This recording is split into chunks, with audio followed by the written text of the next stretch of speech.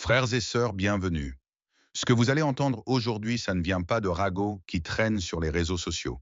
Ce n'est pas du contenu monté de toutes pièces pour gonfler les vues. On parle de faits vérifiés d'acquisitions officiellement confirmées d'exercices militaires, dont les images ont été publiées par le ministère algérien de la Défense nationale lui-même. Et malgré ça, vous n'en avez quasiment rien vu dans les grands médias francophones. Ni sur France 24, ni sur RFI, ni dans les colonnes des journaux qui prétendent couvrir l'Afrique du Nord sérieusement. Alors pourquoi ce silence pesant? La réponse, elle est directe, une Algérie militairement puissante, technologiquement souveraine, capable de dicter ses propres règles dans son espace aérien et maritime. Ça gêne.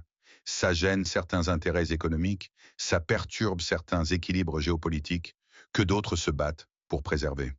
Et surtout, ça fait voler en éclats un narratif qu'on nous impose depuis des décennies, celui qui dit qu'un pays africain, qu'un pays arabe ne peut pas atteindre ce niveau de sophistication militaire par sa propre volonté et ses propres moyens. Eh bien, aujourd'hui, on remet les pendules à l'heure. On parle des faits, des chiffres, des capacités réelles. Et on explique pourquoi ce qui se passe en ce moment dans l'armée algérienne représente l'un des développements militaires les plus significatifs qu'ait connu le continent africain depuis plusieurs décennies.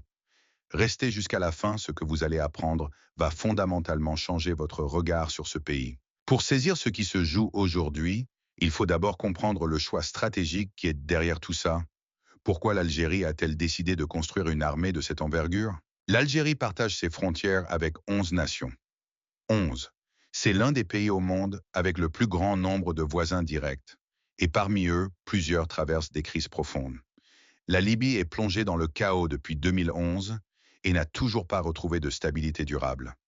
Le Mali a enchaîné les coups d'État et reste un terrain d'opération pour des groupes armés de toute nature. Le Niger a connu ses propres convulsions politiques. La Mauritanie, elle subit des pressions sahéliennes constantes. Et dans toute cette région, le Sahel est devenu, année après année, l'une des zones les plus volatiles et les plus dangereuses de la planète. Dans ce contexte, une armée puissante n'est pas un luxe. C'est une nécessité existentielle. L'Algérie a retenu les leçons de sa propre histoire, en particulier de la décennie noire des années 90, qui a démontré à quel prix on paye quand l'État n'a pas les moyens de faire face à une menace intérieure, couplée à des pressions extérieures. Cette expérience tragique a façonné une doctrine de défense bâtie sur un principe fondamental. La souveraineté ne se négocie pas et elle ne se délègue à personne. C'est dans ce cadre stratégique qu'il faut lire chacune des décisions d'acquisition d'armement que nous allons passer en revue. Ce ne sont pas des achats destinés à briller lors des défilés. Ce sont des choix calculés cohérents qui répondent à des besoins opérationnels concrets et à une vision à long terme de ce que doit être la défense d'un pays de 2400 000 km avec une façade méditerranéenne de plus de 1200 km. Parlons du ciel, parce que c'est là que tout commence et c'est là que ça fait le plus mal à ceux qui l'ignorent encore. Le Su-30MK, pas un Su-30 standard, pas un appareil sorti d'une chaîne de montage générique, non. Le MKA, ça veut dire modification complexe pour l'Algérie. Sukhoi, l'un des constructeurs aéronautiques les plus exigeants au monde, a développé une variante entière sur mesure pour un seul client. Est-ce qu'on réalise ce que ça signifie? On ne fait pas ça pour n'importe qui. On fait ça quand le client sait exactement ce qu'il veut et qu'il a les moyens de l'obtenir. Cet avion, c'est un monstre polyvalent. Supériorité aérienne, attaque au sol, guerre électronique, reconnaissance. Son radar bar, Léopard des neiges en russe, peut pister simultanément 15 cibles aériennes et en engager 4 en même temps. Sa portée opérationnelle sans ravitaillement dépasse les 3000 km. Il peut emporter jusqu'à 8 tonnes d'armement, missiles longue portée, missiles de croisière, bombes guidées, laser roquettes, système de guerre électronique. 8 tonnes sur un seul appareil. L'Algérie a commencé à les acquérir au début des années 2000. Et depuis, la flotte n'a cessé de grandir. On parle aujourd'hui de plus de 44 Su-30 MK opérationnels. 44. Ce chiffre seul place l'Algérie dans un club très fermé, les rares pays africains, qui disposent d'une aviation de combat de 4e génération réelle, capable d'opérer dans des environnements contestés face à des adversaires modernes. Mais voilà ce que les gens ratent quand ils s'arrêtent aux chiffres. Ce n'est pas le nombre d'avions qui compte en premier, c'est ce que les pilotes en font. Les aviateurs algériens ne font pas que piloter ces appareils. Ils les maîtrisent. Des manœuvres de combat rapprochées, des attaques simulées sur cibles multiples, des interceptions à grande vitesse. Des observateurs militaires étrangers, présents lors d'exercices officiels, l'ont eux-mêmes reconnu, pas des commentateurs YouTube, des experts qui étaient là sur le terrain. Et il y a un dernier détail que presque personne ne mentionne. Ces Su-30 MMKA sont configurés pour le ravitaillement en vol, ce qui signifie qu'un appareil algérien ravitaillé peut atteindre l'Atlantique, le Sahara profond ou la Méditerranée orientale en une seule mission. Ce n'est plus de la défense de territoire, c'est de la projection de puissance. Et ça change fondamentalement la carte. Parlons d'une chose que beaucoup de gens ignorent complètement. La supériorité aérienne, ce n'est pas une question de chasseurs. C'est un écosystème entier. Des radars, des missiles, des centres de commandement qui parlent tous le même langage en temps réel, sans la moindre seconde de retard. Et c'est exactement là que l'Algérie a fait quelque chose de vraiment intéressant. Parce que ces acquisitions-là ne sont pas du symbole. Elles ont littéralement transformé l'espace aérien algérien en l'un des espaces les plus blindés de tout le continent africain et même de la Méditerranée. L'épine dorsale de tout ça, les S-300 PMU-2 achetés à la Russie. Solaire longue portée capable de descendre des avions, des missiles de croisière, voire des balistiques courte portée. Portée d'engagement plus de 200 km. Multiples cibles simultanées. C'est le genre de système qui, dans les simulations militaires, fait monter les coûts à un point tel que personne ne veut tenter sa chance. Et ce n'est pas tout. Autour de ce noyau dur, on a ajouté des systèmes à moyenne portée, des systèmes portables, une couverture multicouche, ce qu'on appelle la défense en profondeur. Traduction concrète, si vous voulez percer cette défense, vous devez traverser, couche après couche après couche, de missiles chacune avec ses propres règles du jeu. Mais ce qui m'impressionne vraiment, ce n'est pas le matériel en lui-même. C'est la cohérence de la vision derrière tout ça. Ces systèmes ne sont pas des achats au hasard faits en panique. Ils forment un réseau intégré. Les radars lointains détectent les systèmes de commandement, transmettent, les Su-30 interceptent ce que les missiles ne peuvent pas atteindre et la guerre électronique vient perturber tout ce que l'adversaire essaie de faire fonctionner. C'est pas de la défense, c'est de l'architecture. Voilà ce qu'on appelle une doctrine. Pas une liste de courses militaires. Commençons par poser le cadre, défendre un territoire de la taille de l'Algérie, ça ne s'improvise pas. Ça se pense, ça se planifie, et surtout ça se construit par des gens qui savent exactement ce qu'ils font. Les Su-30, les S-300, c'est la colonne vertébrale conventionnelle.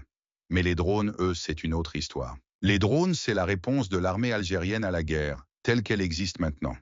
Pas la guerre d'hier, pas celle d'Emmanuel, celle d'aujourd'hui, Ukraine, Moyen-Orient, Sahel. Partout la même leçon s'impose, le drone n'est plus un gadget optionnel. C'est un pilier du combat moderne. Reconnaissance, guidage de frappe, suppression des défenses adverses, frappe directe sur des cibles à haute valeur, tout ça c'est le drone. L'Algérie a compris le message et elle n'a pas traîné. Des appareils haute altitude à endurance prolongée équipés des derniers capteurs optiques et radars intégrés. Opérationnels. Et pas dans un contexte théorique, leur utilisation a été confirmée dans les opérations antiterroristes aux frontières du Sahara, où surveiller des zones immenses en continu n'est pas un luxe, c'est une nécessité absolue. Mais voilà ce qui change vraiment la donne, l'Algérie ne se contente pas d'acheter des drones. Elle les fabrique. Certains systèmes atteignent 100% d'intégration locale, et ce n'est pas une rumeur de couloir, c'est documenté, confirmé publiquement par des responsables algériens. Ce n'est pas une ambition, c'est un fait accompli. Et ça change tout stratégiquement. Quand tu produis tes propres systèmes, tu n'es plus à la merci des sanctions, des pressions diplomatiques, des caprices d'un fournisseur étranger. Tu produis selon tes besoins. Tu adaptes. Tu maintiennes ta capacité même quand l'environnement international devient hostile. C'est ça la souveraineté. Pas un discours, une réalité opérationnelle. Maintenant parlons de ce que les armes seules ne font pas. Parce qu'avoir du matériel sophistiqué, c'est bien. Savoir l'utiliser de façon cohérente, coordonnée et efficace en conditions réelles, c'est autre chose. C'est là qu'entrent les exercices. Et sur ce point, l'armée algérienne a clairement changé de niveau. L'exercice African Lion, avec des forces de plusieurs pays africains, combat terrestre, opérations spéciales, logistique, soutien médical. La participation algérienne n'est pas symbolique, ces forces apportent une expertise forgée dans des opérations réelles au Sahara. La lutte contre les groupes armés non étatiques en terrain désertique, c'est leur terrain, pas une simulation. Mais les exercices les plus révélateurs, ce sont ceux organisés directement sur le sol algérien, sous l'autorité du ministère de la Défense nationale. Certains ont été filmés et diffusés officiellement. Ce qu'on y voit des opérations combinées simultanées, forces terrestres, forces aériennes, unités de drones, systèmes solaires fonctionnant ensemble avec une fluidité qui ne s'improvise pas. Cette coordination interarmes, c'est l'un des défis les plus complexes pour n'importe quelle armée moderne. Et l'armée algérienne le relève avec un niveau d'entraînement que les images parlent d'elles-mêmes. Parlons de quelque chose qu'on sous-estime systématiquement, et franchement, c'est une erreur d'analyse. Tout le monde parle de l'aviation, tout le monde parle des blindés, mais la marine nationale algérienne, on l'oublie, on la met de côté. Et pourtant, c'est l'une des forces navales les plus redoutables du continent africain et de toute la Méditerranée occidentale. Commençons par le contexte géographique. Parce que c'est fondamental, l'Algérie possède une façade maritime méditerranéenne de plus de 1200 km. 1200 km de côte. Ce n'est pas une frontière secondaire, c'est une artère économique vitale. Les hydrocarbures algériens transitent massivement par des terminaux maritimes. Et la Méditerranée, rappelons-le, est l'une des mers les plus fréquentées et les plus stratégiquement sensibles de la planète. La surveiller et la défendre, c'est une question de souveraineté, pas de choix. Et l'Algérie a choisi d'en faire une priorité. La Marine nationale a acquis des frégates modernes, des corvettes, des patrouilleurs de haute mer et surtout des sous-marins. Et c'est là que ça devient vraiment intéressant. Parce qu'un sous-marin, c'est par nature une arme de l'incertitude. L'adversaire potentiel ne sait jamais où il se trouve. Il ne sait pas ce qu'il surveille. Il ne sait pas ce qu'il est capable d'engager. C'est une dissuasion qui fonctionne même sans tirer un seul coup de feu. Mais ce qui m'intéresse encore plus, c'est ce que les exercices navals récents ont révélé des capacités de combat anti-sous-marin, de défense aérienne maritime, d'opérations de surface, des capacités qui placent la marine algérienne bien au-dessus du rang que lui accordent la plupart des analyses internationales. Les experts qui regardent les forces armées africaines dorment sur ce sujet. C'est une erreur. Maintenant, les exercices amphibies sur la côte méditerranéenne algérienne. Ce n'est pas de la défense territoriale, c'est de la projection de force. Coordonner simultanément des unités terrestres, navales et aériennes dans des environnements maritimes complexes, ce niveau d'intégration interarmes ne s'improvise pas. Ça se construit sur des années d'entraînement et de doctrine opérationnelle. Les exercices de réponse aux crises, eux, simulent des scénarios de menaces terroristes sur des infrastructures critiques. Déploiement rapide, forces spécialisées, neutralisation en environnement urbain ou semi-urbain. Ces capacités ne sortent pas de nulle part, elles sont directement héritées des leçons opérationnelles de la décennie noire et des opérations antiterroristes continues aux frontières. Et voilà le point que presque personne ne soulève: la coordination croissante entre la Marine nationale et l'armée de l'air. Les Su-30 MKA peuvent opérer en soutien direct des opérations navales. Les systèmes de renseignement maritime peuvent guider les chasseurs vers des cibles en mer. Les drones de surveillance peuvent fournir une image opérationnelle en temps réel sur des centaines de kilomètres de Méditerranée. Ce n'est plus une somme de composantes séparées. C'est une intégration qui multiplie l'efficacité de chacune d'entre elles. Parlons maintenant des forces spéciales, parce que dans n'importe quelle armée moderne, c'est elles qui représentent la pointe absolue de la capacité militaire. L'élite de l'élite, celle qu'on envoie quand tout le reste a échoué ou quand l'enjeu est trop lourd pour confier ça à quelqu'un d'autre. Formation poussée à l'extrême, équipement dernier cri, missions les plus délicates, les plus sensibles. Voilà ce que sont les forces spéciales. Et l'Algérie en dispose. Des forces spéciales dont le niveau aussi bien en formation qu'en équipement est reconnu. Pas par nous, pas par des anonymes sur Internet, par des experts militaires. Des gens qui les ont observées directement, qui ont travaillé avec elles dans des contextes de coopération régionale. Des gens qui savent ce qu'ils regardent. Le GIS, le groupement d'intervention spéciale, c'est la force de réaction rapide et de lutte antiterroriste de l'armée algérienne. Et sa réputation, elle ne s'est pas construite en salle de presse. Elle s'est forgée dans des décennies d'opérations réelles, dans les zones montagneuses, dans les étendues désertiques. Des théâtres d'opérations où l'erreur ne se pardonne pas. Combats en terrain difficile, libération d'otages, assauts sur des positions fortifiées, infiltration en territoire hostile. Ce ne sont pas des cases cochées sur un PowerPoint d'entraînement. Ce sont des compétences acquises dans des conditions opérationnelles réelles. La nuance est énorme. Et puis, il y a les parachutistes algériens. Un autre pilier des forces spéciales. Leur force, la rapidité de déploiement. N'importe quel point du territoire algérien, n'importe quelle frontière, ils peuvent y être. Ce niveau de réactivité en fait un outil de gestion de crise d'une souplesse remarquable. Les exercices de saut opérationnel de récupération de personnel en territoire hostile d'assaut aéroporté, tout ça a montré un niveau de maîtrise qui ne s'improvise pas. Ça parle d'un entraînement rigoureux, continu, systématique. Maintenant, prenons de la hauteur. Parce que tout ça, cette transformation militaire, elle ne se passe pas dans un vide. Elle s'inscrit dans quelque chose de beaucoup plus grand, la géopolitique africaine et méditerranéenne. Et c'est là que ça devient vraiment intéressant. Regardez bien ce qui se passe en ce moment sur le continent africain. On est en train de vivre une recomposition géopolitique majeure.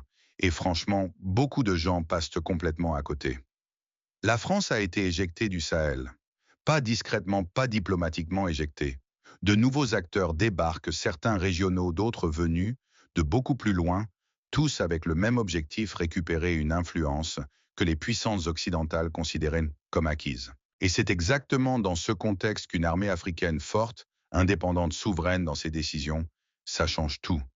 Parce que l'Algérie, avec les capacités militaires dont on parle aujourd'hui, n'a plus besoin de demander la permission à qui que ce soit pour agir dans sa propre région. Elle surveille ses frontières seule. Elle répond aux menaces transfrontalières avec ses propres moyens. Et quand elle participe à des opérations de paix régionales, c'est une contribution militaire sérieuse, pas symbolique, pas pour la photo. Et ce message, il est reçu 5 sur 5 par tous ceux qui seraient tentés de traiter l'Algérie comme un terrain de jeu pour leurs ambitions. Parce que le coût serait trop élevé. C'est ça la dissuasion. Et la dissuasion, elle fonctionne uniquement quand elle est crédible, et elle est crédible uniquement quand elle repose sur des capacités réelles, documentées, démontrées. Maintenant, est-ce que tout ça est tombé du ciel? Non. C'est le résultat de décisions politiques et budgétaires maintenues sur plusieurs décennies. Le budget de défense algérien est aujourd'hui l'un des plus importants d'Afrique en valeur absolue. Des milliards investis chaque année, équipement, formation, maintenance, modernisation. Certains critiquent ça. Ils disent rediriger cet argent vers le social, vers l'économie. Mais cette critique, elle ignore une réalité fondamentale. Un pays qui ne contrôle pas sa propre sécurité ne peut pas construire son développement. La sécurité, c'est pas un luxe qu'on s'offre après avoir réussi économiquement. C'est le fondement sans lequel rien d'autre n'est possible. L'Algérie a compris ça. Et les résultats sont visibles dans les exercices militaires documentés officiellement, dans les capacités de réponse rapide démontrées sur le terrain et dans le regard que portent main sur elle les grandes puissances militaires mondiales. Ce regard a changé. Il y a un dernier point qu'on ne peut pas ignorer, et franchement, c'est peut-être le plus révélateur de tout ce qu'on a dit jusqu'ici. La coopération internationale. Parce que l'Algérie ne joue pas dans la cour des pays qui tendent la main à un seul parrain militaire et s'y accroche jusqu'à la fin. Non, elle a construit quelque chose de beaucoup plus intelligent, une architecture de partenariat délibérément diversifiée. Russie pour les systèmes de défense aérienne et les chasseurs. Chine pour les technologies de surveillance et de drones. Europe pour certains domaines spécifiques. Et ce qu'on oublie souvent des coopérations croissantes avec d'autres armées africaines dans le cadre de la sécurité régionale. Pourquoi cette diversification? Ce n'est pas un accident, ce n'est pas de l'improvisation. C'est la traduction opérationnelle d'une doctrine politique claire, refuser la dépendance exclusive. Parce qu'un pays qui ne dépend que d'un seul fournisseur, c'est un pays dont la capacité militaire peut être paralysée du jour au lendemain par une décision prise à l'étranger, dans un bureau que vous ne contrôlez pas. L'Algérie a compris cette leçon, et elle s'en est affranchie. Mais il y a un bénéfice supplémentaire qu'on sous-estime souvent. Quand vous pouvez mettre les fournisseurs en concurrence, vous négociez mieux. Vous obtenez de meilleures conditions, de meilleurs transferts de technologie, une maintenance plus fiable sur le long terme. C'est ça une position de force dans les négociations d'armement.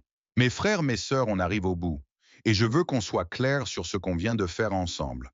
Ce n'est pas de la propagande. Ce n'est pas du nationalisme enveloppé dans un beau discours. Ce que vous avez regardé aujourd'hui, c'est une analyse froide, documentée de décisions militaires prises sur plusieurs décennies, des décisions difficiles, souvent invisibles, mais qui ont construit quelque chose de réel.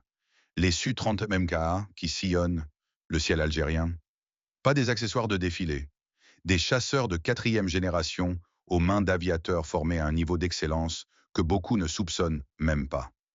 les systèmes solaires qui quadrillent le territoire, pas des promesses sur papier.